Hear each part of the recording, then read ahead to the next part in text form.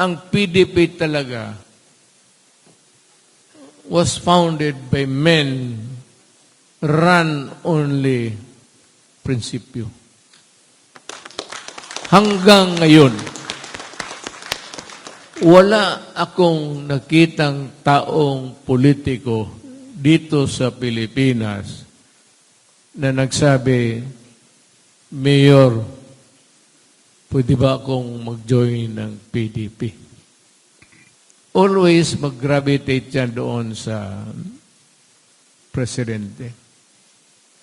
But after that, kagaya ko na PDP ako, maraming nag-join. Masaya ako. Pero nung hindi na ako na presidente, iniwan na ako. Hindi na ako masaya.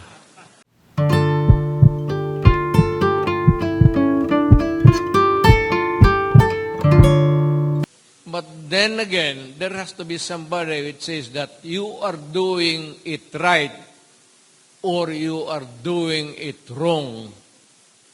Because we have to protect the people of the Republic of the Philippines. Yan. Yun naman ang role natin. Hindi ko natin masabi, Mr. President, Mr. Marcos, I do not agree with you. You correct yourself in 1 month, otherwise we go to the rebel side. Hindi pwedeng ganun eh. Democracy is a checks and balances. So you check and you balance everything. And it is up to, nandiyan nga yung press freedom. What would carry the voices of yung administration, pati yung opposition, would be the freedom of the press as guaranteed. At importante talaga yung press. Whether sometimes they are biased or not, but you have to give them the highest of respect because they carry the voice of the people, whether it is in the minority or the popular side of things. That is how it works. Ngayon, having said that, maraming malapit naman ng election, PDP is always, ewan ko kung bakit, pero maybe because hindi tayo nasanay sa pera. Ang PDP from the start, whether it was really intended or not intentional, ang PDP started talagang kantang poor boy. Na wala masyadong pera, struggling, started from Cagayan. And may I just say in passing, bago ako makalimot, we were having that convention, I think, in Cagayan. The birthplace of PDP. Alam mo nung pagpunta ka, alam mo kung sino nang pumunta doon na visible, recognized PDP leader? Girly Balaba. Ikaw lang. Siya lang. Doon ginawa yung PDP. It was hammered. Girl, magtindig ka, tinitinignan yung tao kung sino ka. Tumitindig ka, umarap ka pa kanila.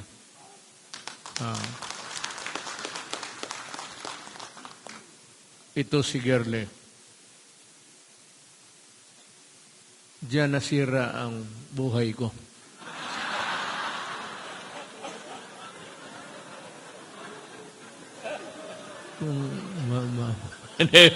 Nagbibiro lang ako. Taga-Cagayan to, hindi naman ito taga rito. Punta dito yung announcer ito ng ABS-CBN. Bumalik. She's from Cagayan. Hindi yan taga rito. Iba yung akin estasyon. Anong pangalan? RPN yung akin. Hindi ABS-CBN. Ang uyab ko taga RPN. So yan, nandito na yung mag-i-eleksyon na. Nandiyan na sa kanto. Ang PDP, walang pera. Nag-umpisa ang PDP, walang pera.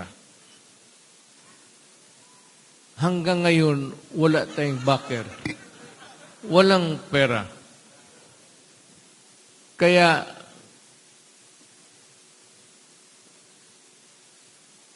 ewan ko kung makauwi pa kayo, may pamasahe pa kayo pauwi.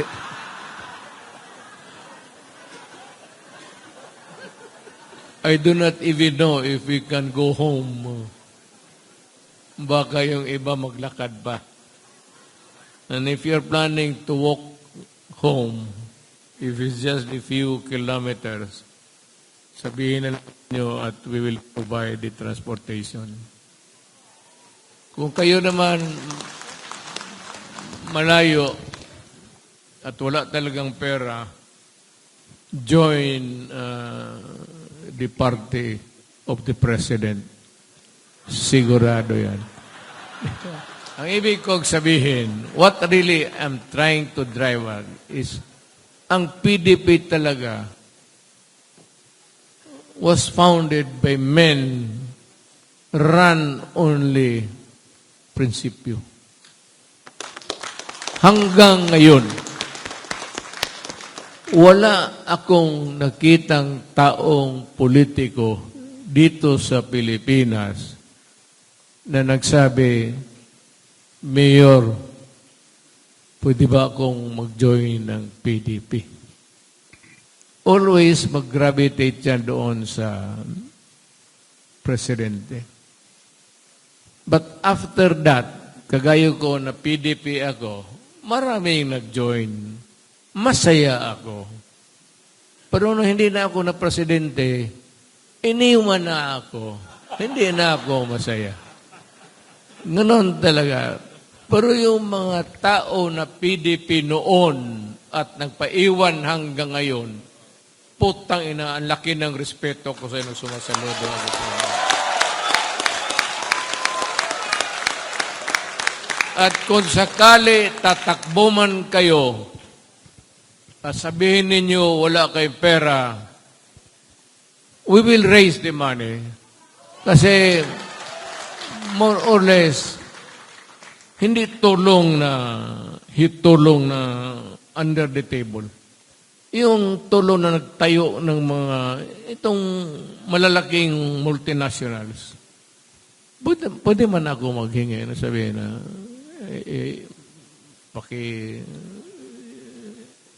sponsor lang ng isang merienda ng kandidato. O kung meron kang malaking budget dyan, maski 50 million, okay na yan.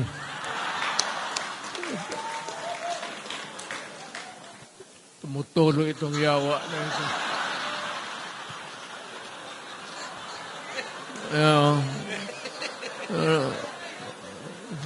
Sino ba may-ari nito? Ito, ihi ng tike o...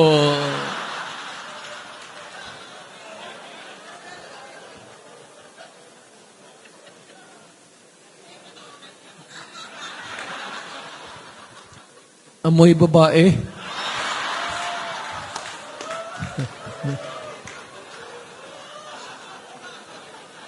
May second floor siguro ito.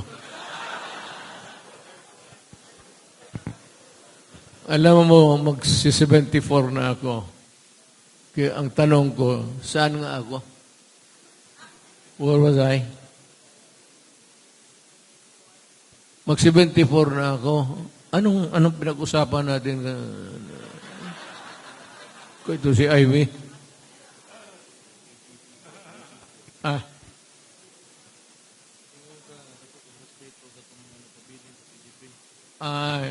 Yung PDP talaga, nag-umpisa walang pera yan.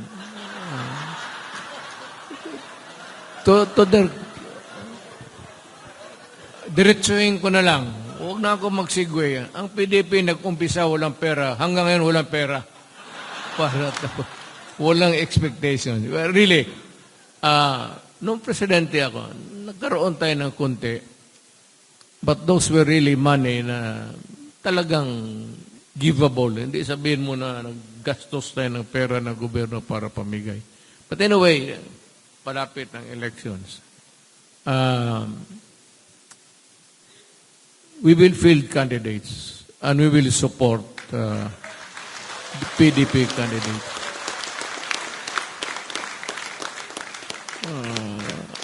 Ako, partly, maasahan ninyo, magre-raise ako ng kontempera.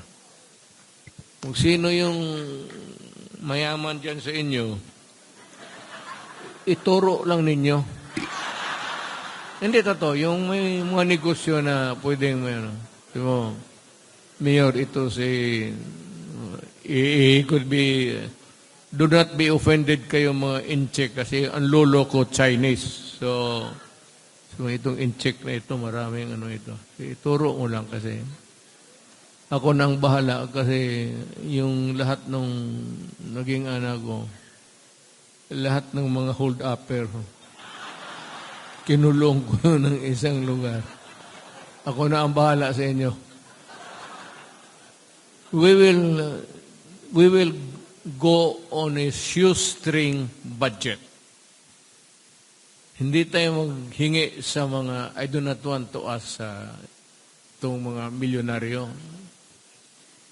But with the little influence that I was able to cultivate when I was president, pwede tayo maka-raise. Basi kunti lang. If yung kalaban mo will raise about 20,000, then if we can have about 2-3, okay na yan. Basta sa malinis na paraan. At saka wala tayong utang na loob. Kita mo, pag wala kang utang na loob, kita mo ano naging presidente ako, kita mo kung magsalita ako, bastos ko. I never gave a shit dyan sa mga mayaman, mga elite. Nakita mo yung bunganga ako. Hindi ko pati yung mga negosyante, publicly sinasabi ko yung mga, ikaw putang ina ka, ang utang mo sa PAL, 10 billion. Alam mo, I'll give you 3 days, exactly, by 24 hours yan, 3 days. Bayaran mo yung putang inang utang mo na yan kung hindi ipapatay kita. Dapat to. Sinabi ko in public. Total, kung sabi ko, patayin mo ako, hindi mo na ako makulong. Bayad lahat. O di, may pera. Sunod-sunod yun. Kasi, wag lang sana. No offense intended. Kasi sabi ko, lulo ko, Chinese eh. Lahat yung mga in-check na ayaw bumayad, ay, putang ina. Bayad kayo. Huwag yung tablahin ang gobyerno. Walang pabor-pabor dito. Baka sabihin na iniyayari ko yung Chinese. Excuse me. Ang lolo ko Chinese. Problema lang. Hindi naman tayo panahon ng mga mistisong Pilipino tayo lahat eh. Yan ang yan ang gawin natin. Elections are the election is just around the corner. We will try to come up with another maybe gathering, pero para hindi masyado magastos and to make it more comprehensible for everybody, by region na lang tayo and we go down to the locals in about 1 day or 2 days. I will go out of my city travel para maipwesto lang namin. Samahan ko si Ruben and maybe si Bato para may isang Tagalog. Ruben is, kami na lang dito bahala sa mga Muslim ako na kasi nagkakaintindihan kami. Magkampanya kami para sa inyo. Ngayon, kung may magbigay ng pera, maghingi ako ng pera, ng tulong. Hindi ako maghingi ng pera ibulsa. Maghingi ako ng tulong. Sabihin ko lang, kung may tulong ka, ibigay mo sa kandidato namin sa yan. Ayaw kong magtanggap ng pera kasi alam mo, pagka ganon, there's always the possibility na magdududa yung mga kandidato na tinanggap mo pati hindi mo binigay. Kaya at this early, let me set the standard by saying that I will not accept contributions yung for and in behalf of didirotso mo sa kandidato kung may tulong kayo.